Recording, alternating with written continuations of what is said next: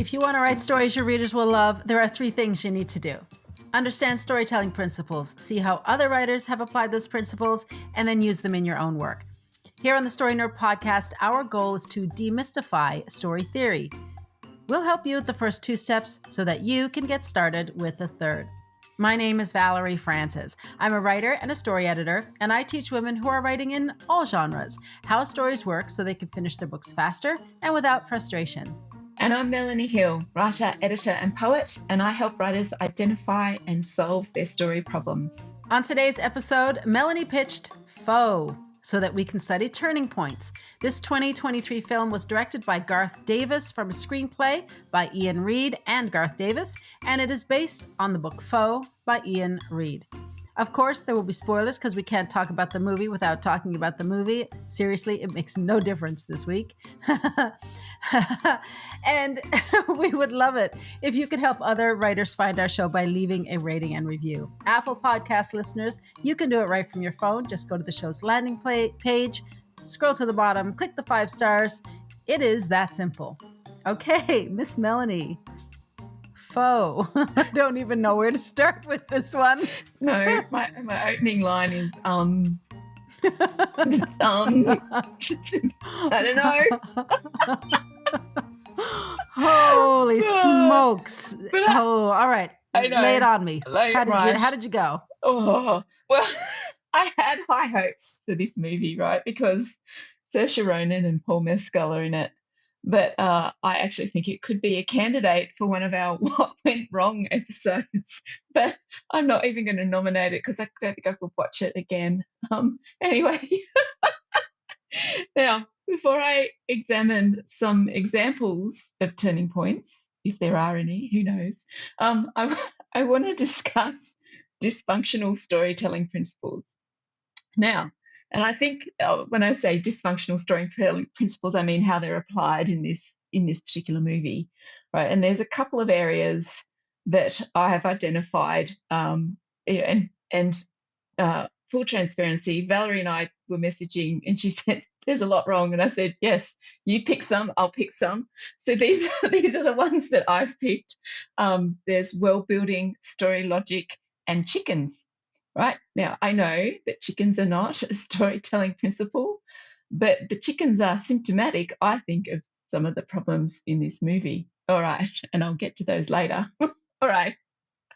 World building is essential in any movie, or any story, whether it's one that's contemporary or one that's set in a galaxy far, far away. And it's essential because readers or viewers need to understand the world of the characters. So in science fiction, which Foe apparently is, the story world, depending on how close or how distant it is from our primary world, needs to be established and explained.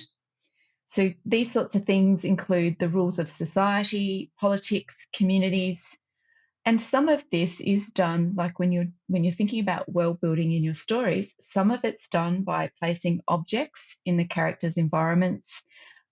It can be through conversation. It can be through clothing that they wear, a whole range of different things. It can be the job that a character does, or where they live as well. So it's your job as a writer to present the differences in our world compared to the story world, either via exposition, but also via symbols, motifs, or objects.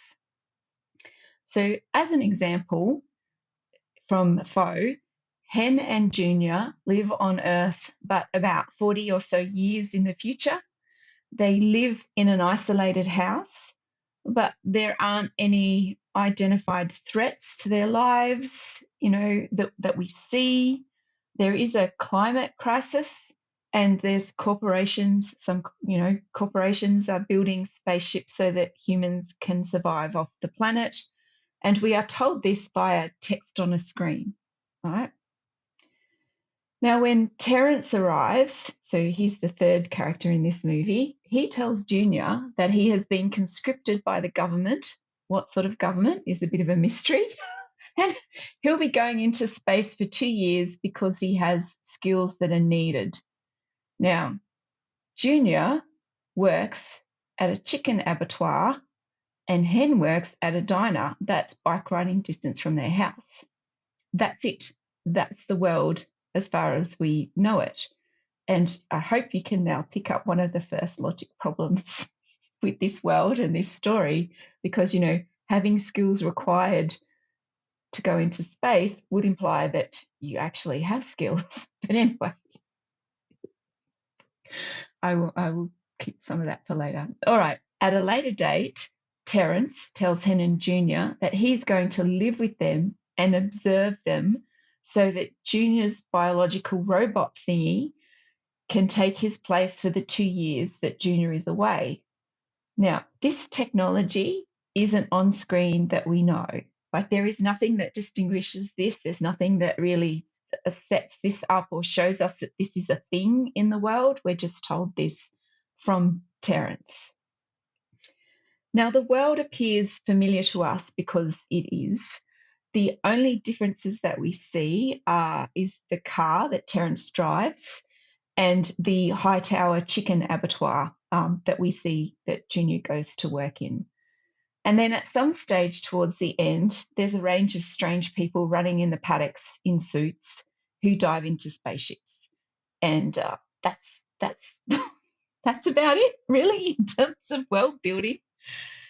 So without understanding the world, it's really difficult to understand the characters, and understanding the characters is impossible without knowing what they want. This goes back to the 4 story questions that Valerie studied in season 13, and I'm sure she's going to mention that very soon in her section. Now, I also want to talk about story logic, and it goes hand in hand with world building and narrative, right? The definition of story logic from the website Storylosopher is that story logic is the believability of story beats and character action on a conscious and subconscious level. So it has nothing to do with reality or realism. So an example of story logic problems in general are plot holes or nonsensical dialogue. Now, story logic doesn't mean that stories need to be perfect, but they do need to have a minimum level of consistency and coherency.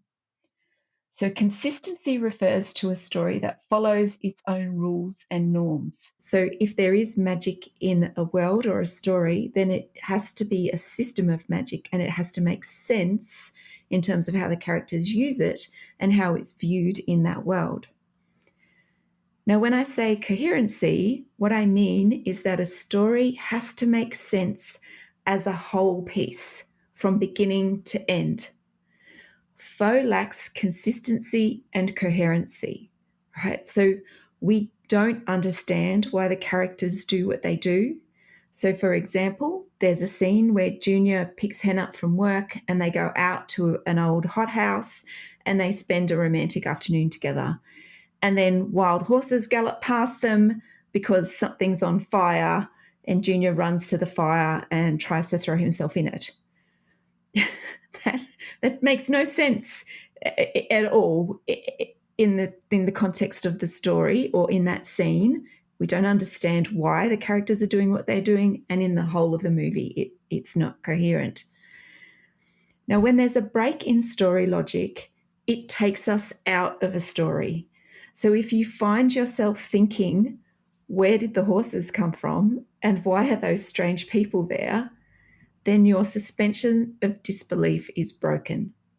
So when Junior is told, so as an example, when Junior is told that he has specific skills needed to build the spaceship, and then it's revealed that he works in an abattoir, that actually makes no sense. It's not logical. And that's because we see him working and there is no skill that he has that we would instantly translate from what he does as a job in that environment into going into zero gravity and building a spaceship. So it completely takes you out of the story. Now, as another example to contrast faux with for consistency and coherency, think about Guardians of the Galaxy. Now, there were a number of problems with that movie, but the logic infringements are small and occur when you think about the movie in retrospect. So the whole rocket has a kill switch inside of him and the high evolutionary doesn't activate it or use it is probably a story problem and a logic problem. But we forgo that because there's other parts of the story that actually make sense and it is coherent from beginning to end. So Foe's logic, you can't put it aside. It's right there in the face, and it's so consistently illogical that you can't do what you did with Guardians of the Galaxy, as an example, right? The world in Foe doesn't make sense, and the characters' motivations aren't clear, so their actions aren't understandable. So a character's action also needs to be rational from their point of view, not necessarily from the reader's point of view, but the reader does need to understand the character's point of view, even if they don't agree with it or they don't actually think that they would do the same thing.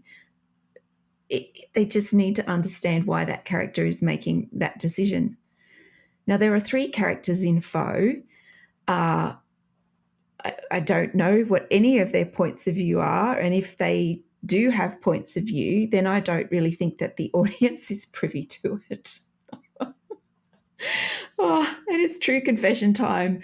There are so many times I just wanted to stop watching this movie, and the scenes with the chicken carcasses were especially painful. Now, not because I object to seeing them, not at all. It's just that they didn't make sense, or I don't think they added anything to the movie. So I don't know why those scenes were in there, and I think because it contradicted other things that Junior had been told, they just didn't make any sense to me. Anyway, so overall, I had no idea what or why things were happening in this movie, and when the big reveal occurred at the end, I really did not care enough about anything to think any more about it. All right. So they're my top 3 big problems with this from a storytelling and a story theory perspective. So now I better get back to turning points. All right. And just to refresh on the theory, there are 2 types of turning points. The first is caused by character action, and the second is due to revelation. Now, the turning point as well is the progressive complication that forces a character to make an irreversible decision. And now we'll look at examples from Foe. There are really odd turning points in this movie, and they are odd because they appear randomly. And again, there is no coherent reason why the characters are making choices. So I'll use that example of Junior running towards the fire again. And I'll go into a little bit more detail. So Junior and Hen have spent an intimate afternoon together. They are getting ready to leave, and I assume to go back home, when Hen sees a horse. She approaches it and she pats it. And then Junior looks off into the distance and sees smoke, and he runs towards it. And it's a fair distance away, I might add. Anyway, at this point, I thought they wanted to go home.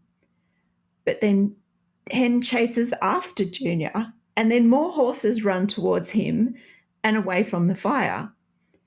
When he arrives at the source of the smoke, we see that there is a house or a barn that's on fire, and then he looks down and sees mice running away. And then he runs towards the fire, but random men, stop him from doing it, and it kind of looks like he's being attacked, but I don't think he is. I'm not really sure what happened there. So from a turning point perspective, Junior decides to run to the fire and go into the flames, but we don't know why. And then in the next scene, our good mate Terence hopes that it wasn't done intentionally. So it's easy to identify the crisis, and that's when Junior pauses in front of the fire and sees the mice fleeing. But we actually don't know what the question is that leads him to decide to run into the flames, because it's not evident. There's no object of desire for him that we're aware of. There's no progressive complications that would force him into that position. it just doesn't make a lot of sense. Now, technically, the turning point is driven by character action, but again, we don't know why. And there aren't really any progressive complications in this scene that I can pick out. And then, and then another scene like this, in fact, they're all like this, but this one in particular just amazed me. Towards the end of the movie, when Junior's on the farm and he sees people in suits running across his paddocks, and he runs inside, loads his shotgun, chases them, and shoots at them. None of these people are attacking him. They're not threatening. They are just running. And at no point before this is Junior attacked or set upon. And at the end of this scene, Junior is punched and laid out, and then a glowing light is placed on the back of his neck. Now, again, we don't know why he chases the people with a gun, and we don't know what the light thing is for. So this movie is filled with scenes, sequences, and acts that are all like this. But I'm going to let Valerie discuss this in a little bit more detail. And I'm going to hand over now because I'm in so much pain talking about this. How did you go this week? Yeah. Well, about the same. So I did not enjoy this movie. I have to admit, I struggled through the first 37 minutes before having to turn it off. I really did. It was hard for me to stay with it for 37 minutes. And full disclosure here, I only watched the movie once this week. Usually I watch a film 2 or 3 times, sometimes 4 times if it's a tough one like The Godfather. But I watch the movie multiple times every week in preparation for our podcast recording. But dear God, Melanie, I couldn't watch this one a second time. I just couldn't do it. I mean, I even managed to watch In the Cold Light of Day twice. So, and more than that, though, my viewing of Foe was done over several days in very short spurts, because I'm not being melodramatic here or hyperbolic when I say this. I just couldn't handle any more than that. I just couldn't. Now, so that's me as a moviegoer, okay, as an audience member. But me as a writer and editor, I want to dig into it a little deeper to see if there's anything here that we can learn to make our own writing better.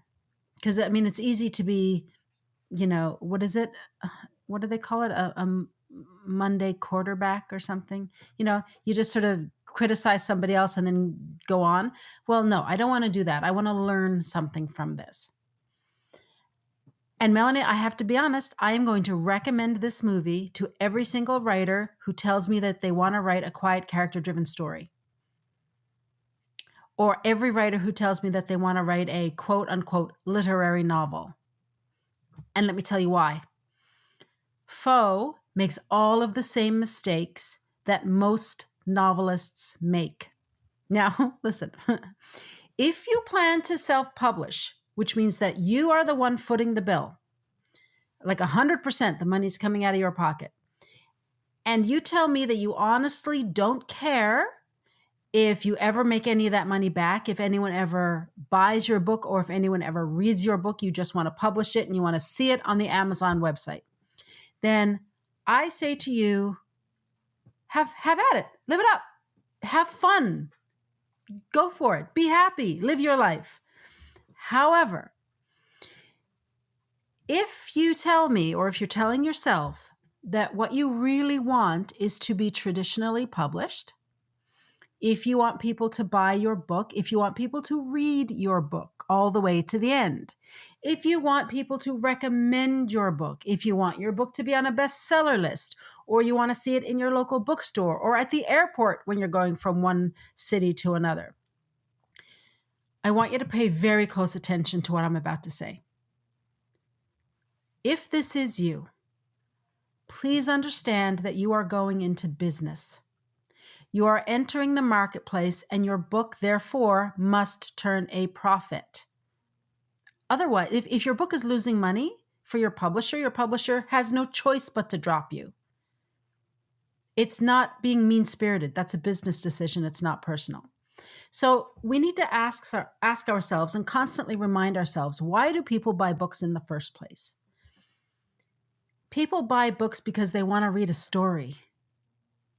That's why people buy books. They're looking for a good story, a good read. When someone says something is a good read, what they mean is the story within that book was really entertaining and they enjoyed it. And by entertaining, I mean it captured their attention and held it all the way to the end. Faux, like many literary novels and like many novels written by first-time or novice authors, forgets to tell a story. Yes, the cinematography is beautiful. The color scheme is interesting. I think there might be something, Melanie, as I listen to you, something to do with chickens and the fact that his wife is hen. I don't know what it is, but maybe there's something there that's artistic that is totally escaping me right now. But the basics of storytelling are not there. The fundamentals of storytelling are missing.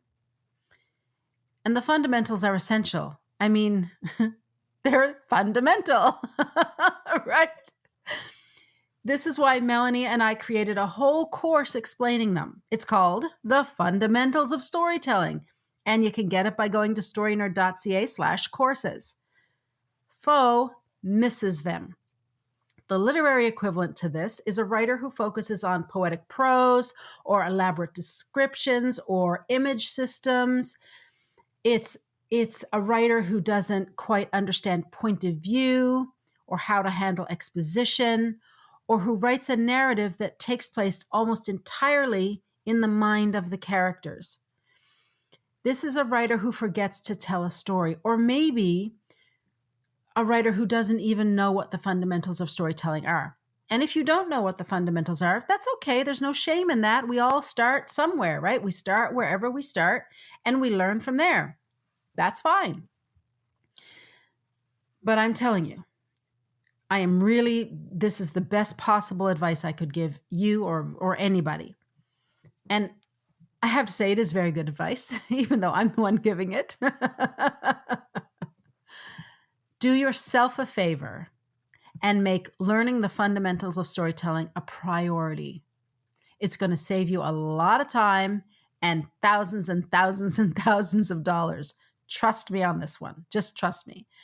Now, to drive home my point here, I want to take a minute to explain just one aspect of the fundamentals and how Faux fails to deliver it. So when readers or viewers open a book, right, or they sit down to watch a film or TV, they have a certain expectation. They expect to be told a story, and they have an idea of what a story is. Like I said, that's why someone buys a book. They buy it because they want a story. When the audience thinks about a story, they're thinking about a narrative in its classic form. In other words, an arc plot story form.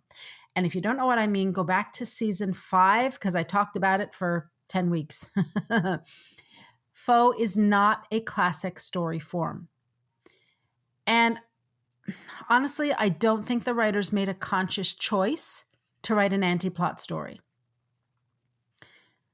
I think this is just a story that doesn't work. So when a writer does sit down and consciously decides to write anti-plot, it can work extremely well. An example is Wayne's World, right? It's a great movie. It's still funny after all these years.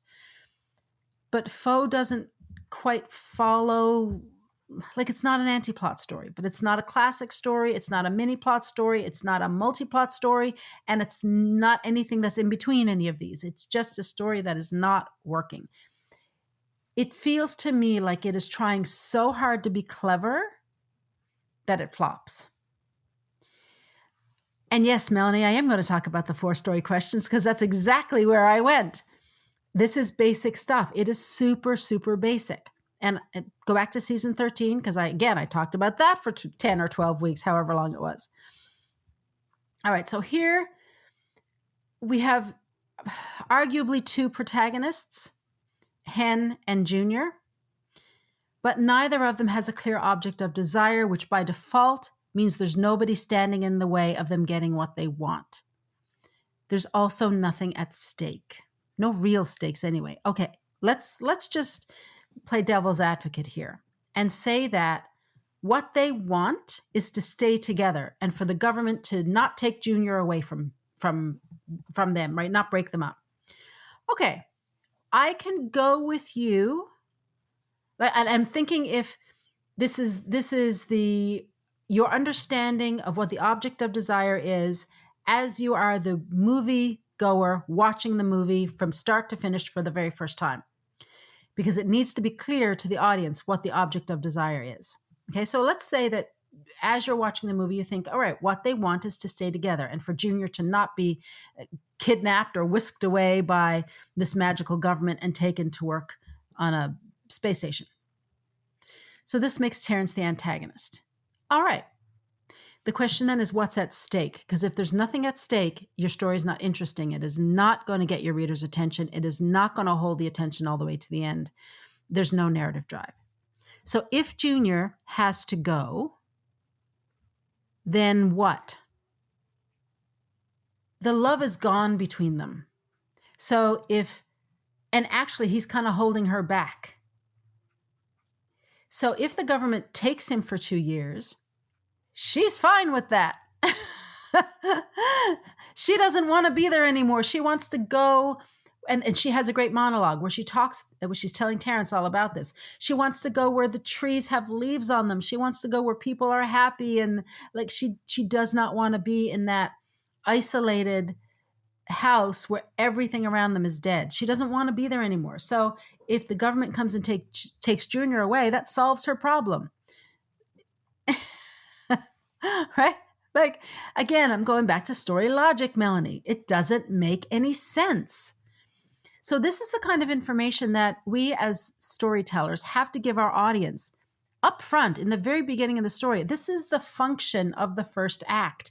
That's what it does. It sets the reader up, or the viewer in this case, for what is to come. In Foe, nothing is explained. And so rather than being curious, we're just simply confused. The characters' actions don't make any sense. We are watching days of their lives unfold, but there doesn't seem to be any point to it. There are few, if any, working scenes in the film. Toward the end of the middle build, there's a scene there that might be working. I just couldn't go back. I just couldn't go back and analyze it, Melanie.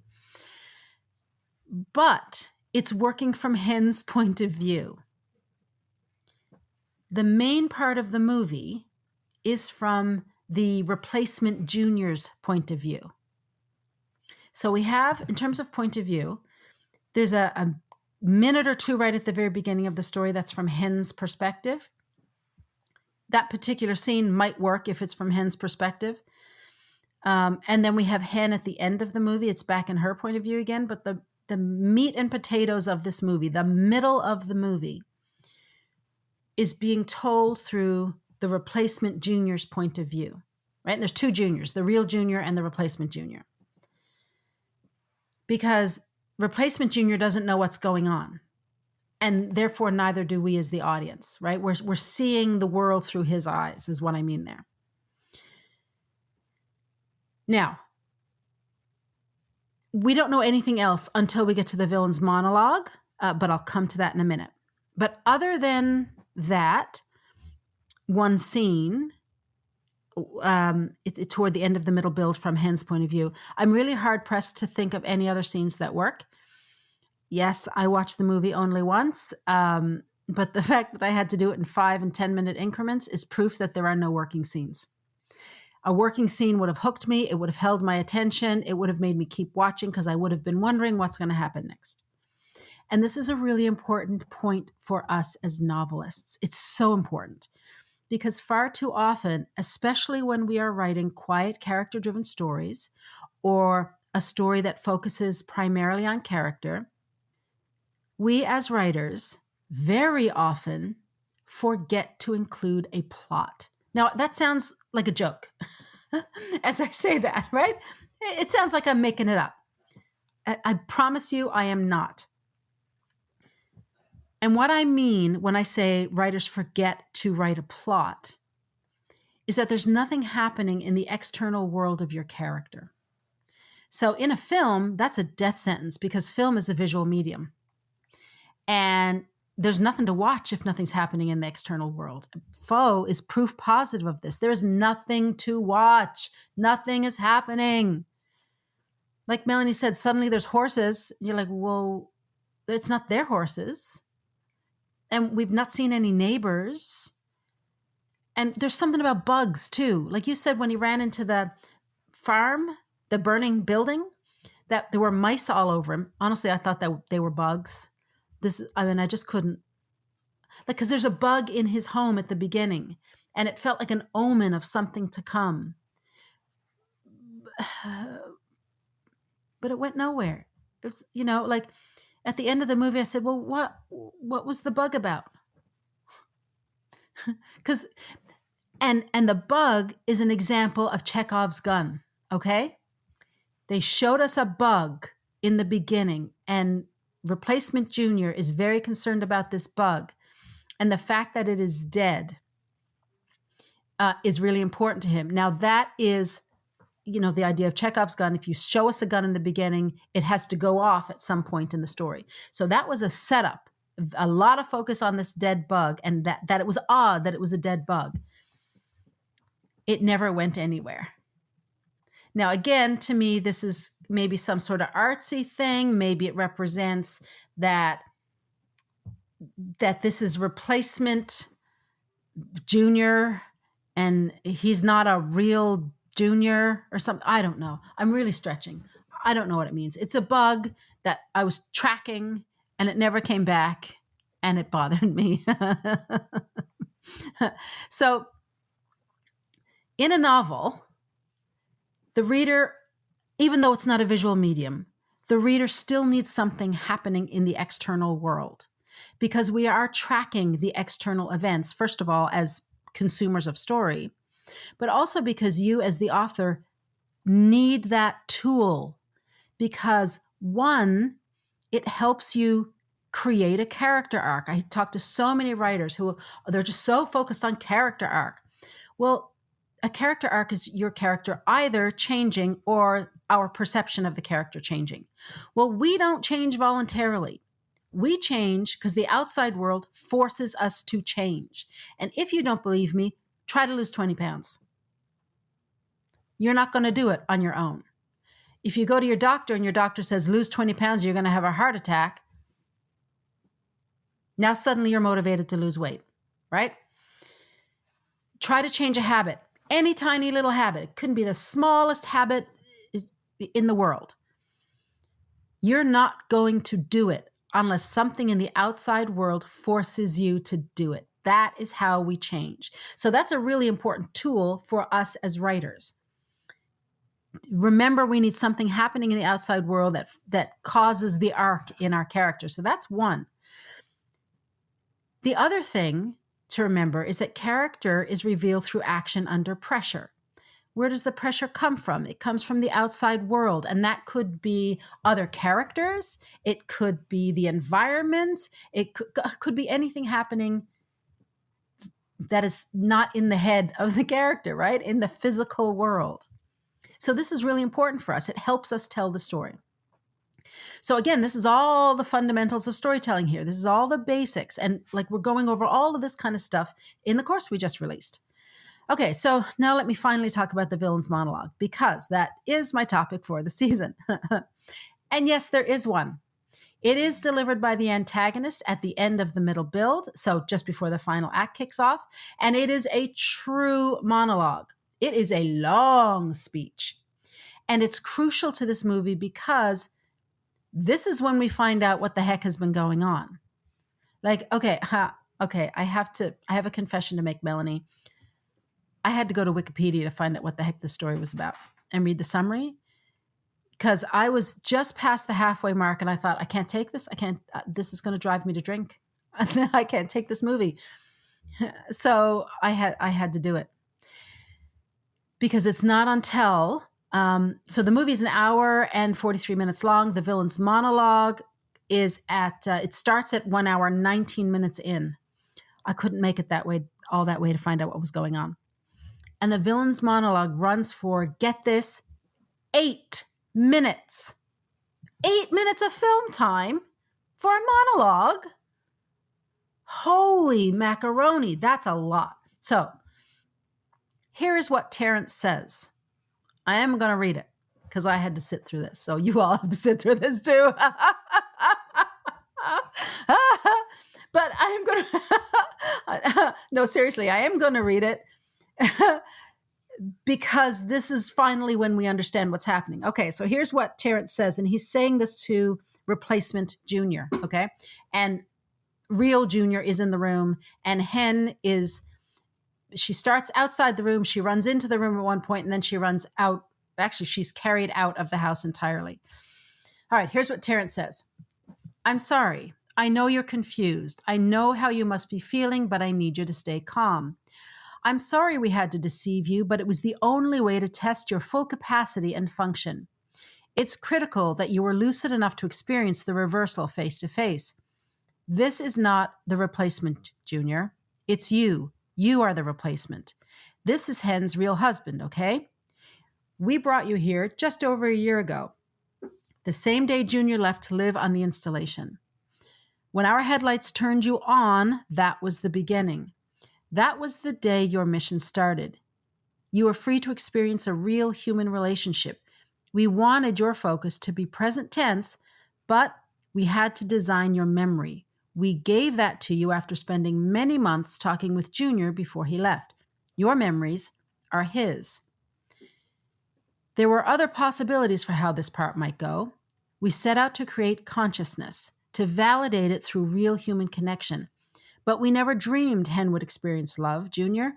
Hen had no idea how this would end. I never told her. You're not real, but what you've both shown us here tonight is a real gift to humanity. They're going to be writing about you for years. So, in a nutshell, this is a terrible film, but it offers a lot of lessons of what not to do. Okay, Melanie, what's the action step for this week? The action step is don't write a story like Foe and think about story logic. That's it. That's all I've got this week. After watching this movie sucked my soul out through my eyeballs. So that's about as much as I've got for you from an action step point of view. Well, that works for me. Don't write a sucky story. Yeah. There's your action step. All right. Well, that wraps it up for this week. Join us again next week when we discuss Primal Fear. Now, that's a good movie. To support the show, please leave us a rating and review and tell your writer friends about us. For access to writing templates and worksheets and more than 70 hours of training, subscribe to my Inner Circle by visiting valeriefrancis.ca/Inner Circle. If you'd like to get Melanie's tips about books to help you read like a writer, visit her on Facebook, Instagram, and Threads at Melanie Hill Author, or find out more about her at melaniehill.au. And remember, story theory doesn't have to be difficult. It's a tool to help you write more, not less.